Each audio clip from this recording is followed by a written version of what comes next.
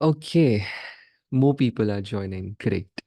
So, good morning, everyone. Once again, before we begin today's practice, before we go into the posture, the focal point, errors, and antidotes, um, we will just begin with three simple breaths wherever we are right now, whether on the cushion or on the chair.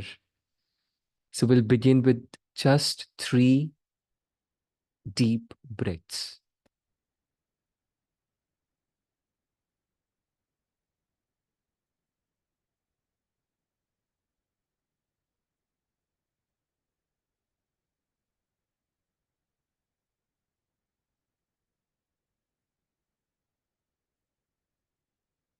So, let's settle in.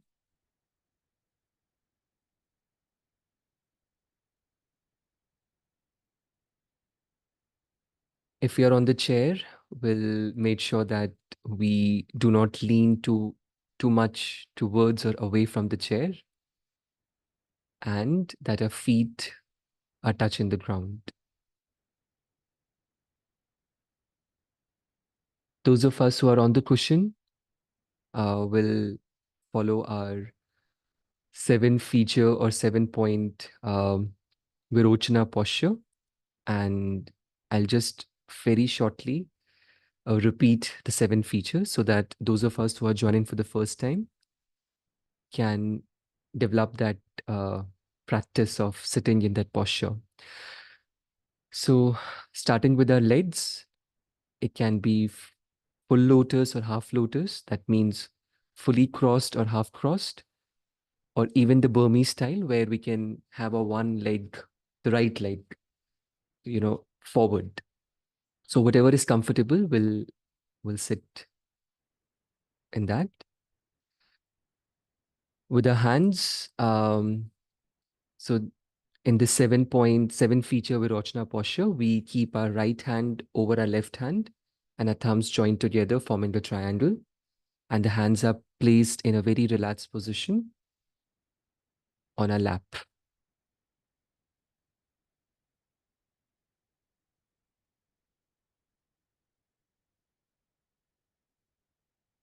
Then our back has to be upright straight, not to force too much.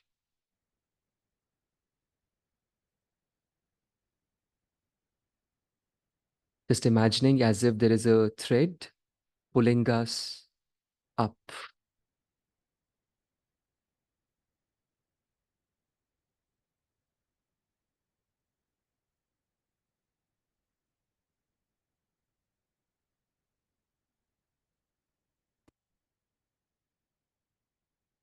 Then coming to tongue, our tongue should touch our upper palate, which helps in reducing the production of saliva when we are meditating. The lips and the teeth have to be in natural position. You don't have to just squeeze or just relaxed.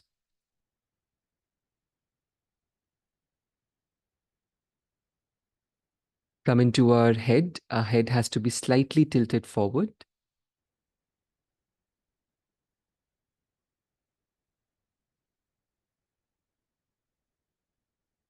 The next feature in this Virachana posture is our eyes, where we do not keep our eyes wide open, neither close them completely.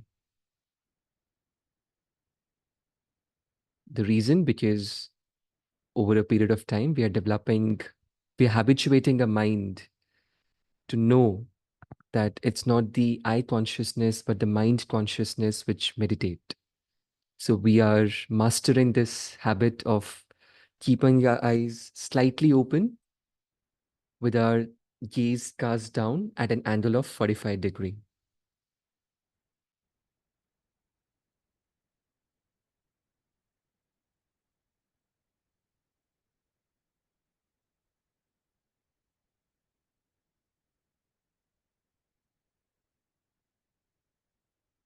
Then our shoulders have to be straight, wide open. As you know, I mean, the as our teachers say, that it's the posture of acceptance, of compassion, when we keep our shoulders straight, our front open, as if we are accepting everyone with love and compassion.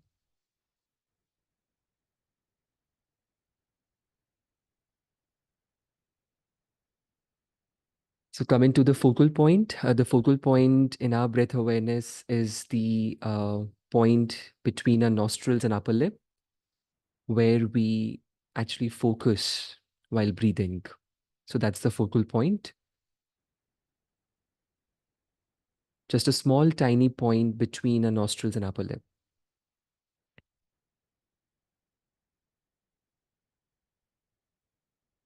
Then the two errors that we face during our meditation, during our breath awareness practice, um, these are mental laxity and mental excitation. Simply that when we are meditating, we can either, our mind can either um, wander off, too much chaos, too much of movement, or we can kind of get too relaxed that we doze off, that we sleep. So these are the two common errors that we face during the practice. And the antidotes to these two errors are introspection and mindfulness. And as we have been seeing, that introspection is that awareness that a mind has moved away from a point of focus, and mindfulness is that that mental exercise which bring the mind back to the focal point. So with these instructions, we will begin our first round of the uh, meditation. Will take 5 minutes, or so it can either be 21 cycles of breathing, like when we inhale and exhale, or we keep an eye like 5 minutes, and then a break, and then another round for 5 minutes. So we'll begin our first round.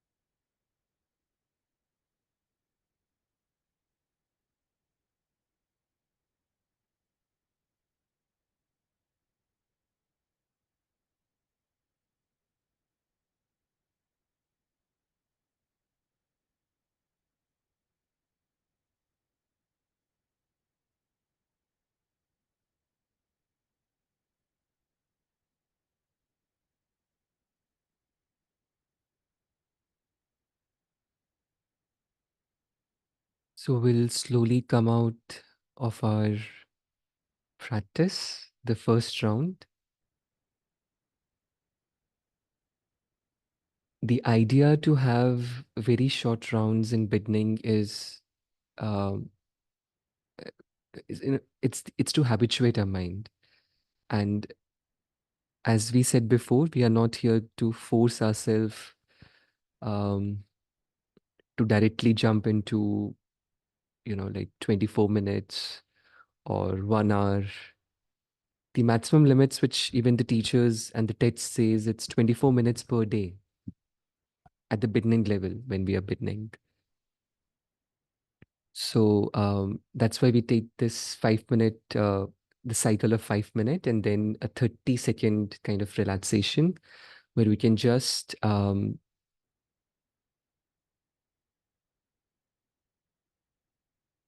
relax our body once again.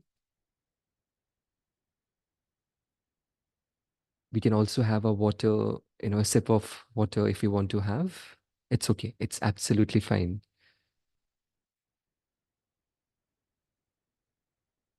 And also the idea of this 30-second is to reflect back on uh, the errors that we may have done in the first round. That is the laxity or the excitement. So we can now think back. Did we lose the focus? Did our mind wander? And if yes, were we aware of that? And did we practice the antidote of mindfulness by bringing the mind back? So it's okay, no matter how many times the mind goes. It's like a dog, as the analogy we say, it's like a pet dog or a cat or whatever, animal that we have. They will run, they will, but as a loving parent, we have to bring them back home. So with that, we'll begin the next round. Again, being aware of the posture wherever we are, and we'll begin the second round whenever you are ready. Okay. Yeah. So again, in the posture, if we are setting the 7 feature Virochana posture, very quickly we'll go back to our legs, hands, uh, back, eyes, lips, the tongue, and the shoulders. Yeah. So we'll begin.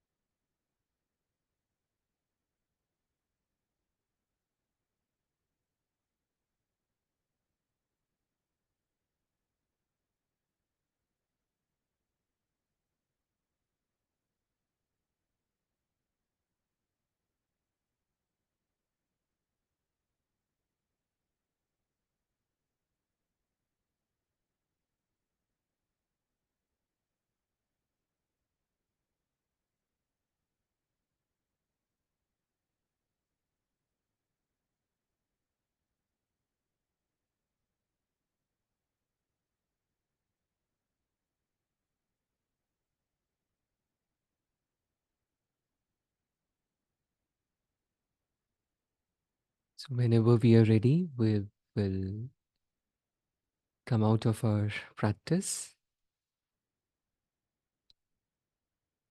One thing that I would like to say, and because we are also learning, and when I was also meditating, so uh, it's okay. So if our eyes are strained, because as we said, we are developing this practice of keeping our eyes half open. If there is too much of strain that happens, it's okay that after some time we can close our eyes. The reason is again not to force and have that pain sensation, but just to habituate our mind. I'm I'm bringing back this word habituation again and again because that's what uh, the tradition that we follow, the technical definition that we have for meditation is habituation. It's like you habituate your mind again and again and again and again. So it's okay that if we want to close the eyes after some time in the second round, or it's fine. It's just that mind learned to keep our eyes open. So that signal, that stimulus has gone to the mind. That's the idea.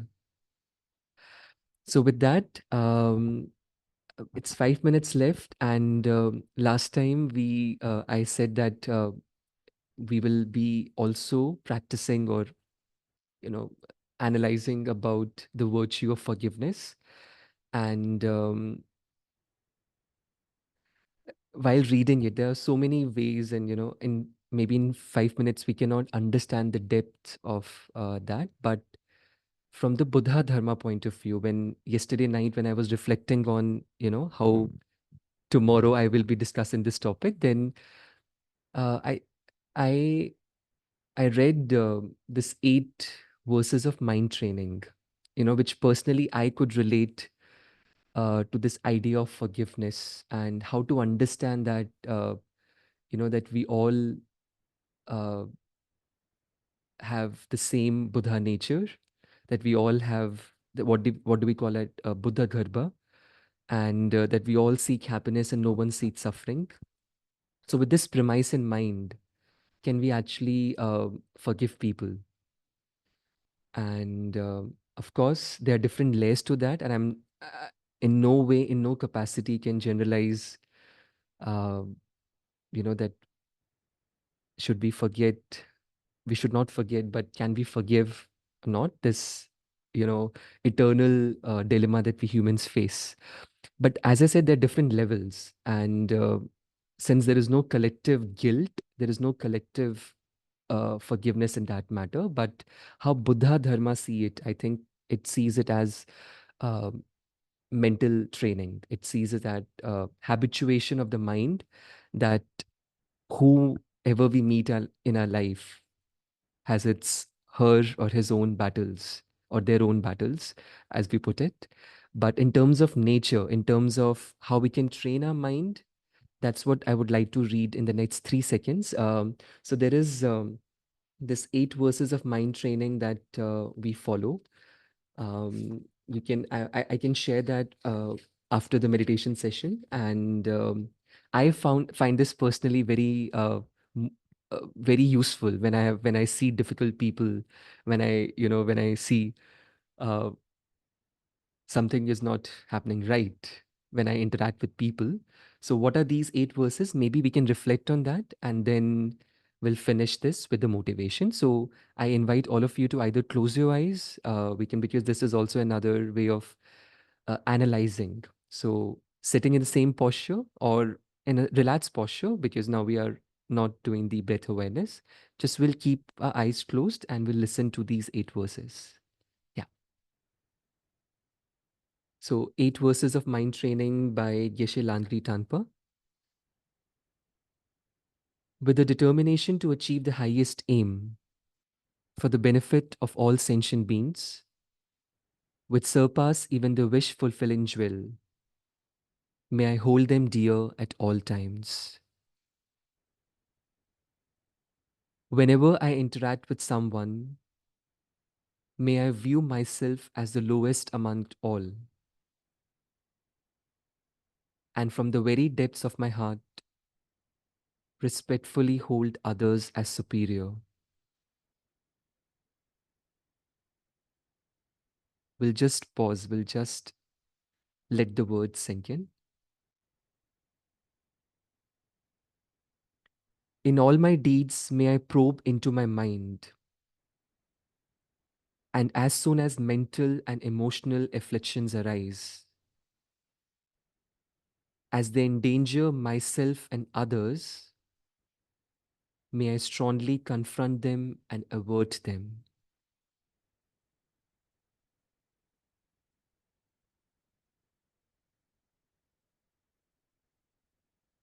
When I see beings of unpleasant character, oppressed by strong negativity and suffering, may I hold them dear, for they are rare to find, as if I have discovered a jewel treasure.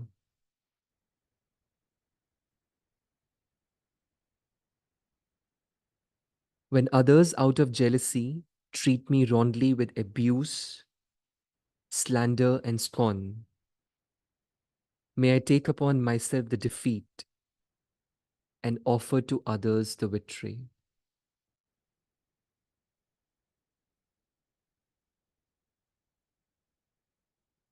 When someone whom I have helped or in whom I have placed great hopes mistreats me in extremely hurtful ways, may I regard him still as my precious teacher.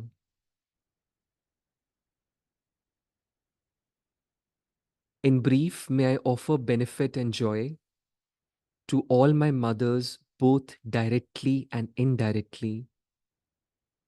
May I quietly take upon myself all hurts and pains of my mothers.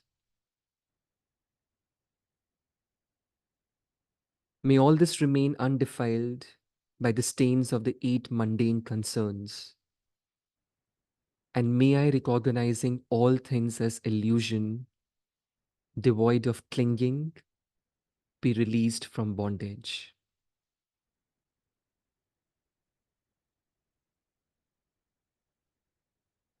From my two collections, vast as space that I have amassed, from working with effort at this practice for a great length of time, may I become the chief leading Buddha for all those whose mind's wisdom eye is blinded by ignorance.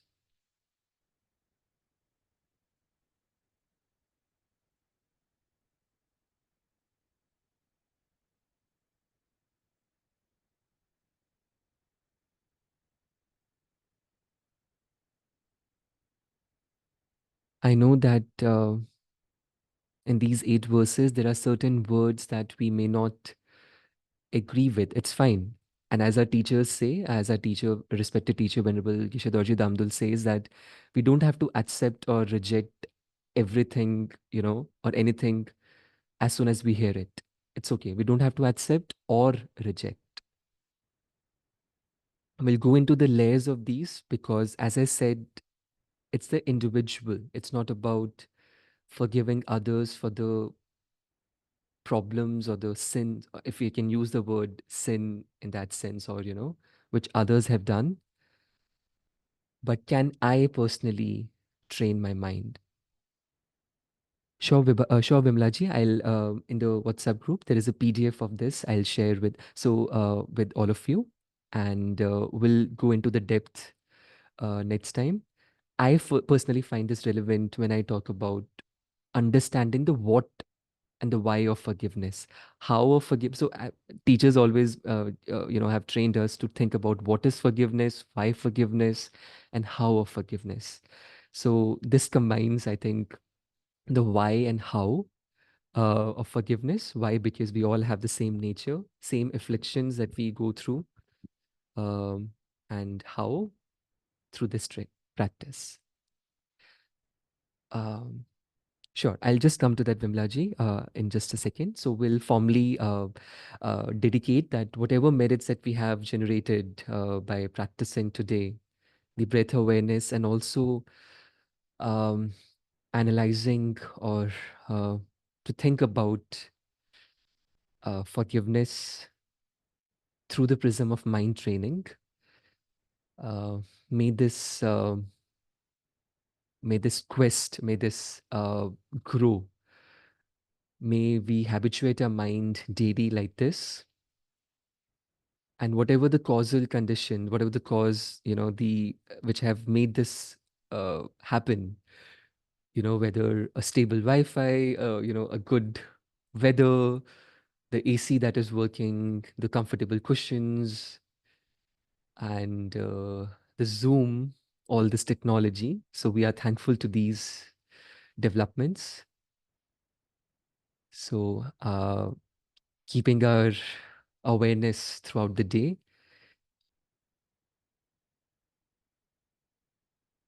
So we dedicate to all these causes and conditions. We also pray for the for the health of uh, His Holiness the 14th Dalai Lama. May he have a long and healthy life, so that he remains here to guide us. And also to all our teachers, if you want to pray, for any one of our teachers, we can pray for our parents, for our family. For teachers specifically, for the swift return of our teacher, beloved teacher Lama Zopa Rinpoche, may he comes back very soon and guide us with his love and wisdom. So with that, we will dedicate. And yeah, we have shooted 4 minutes. But yeah, Vimlaji, coming to your point, I will add to you to the WhatsApp group. Um, okay, so you are not there in either of the daily practice. Okay.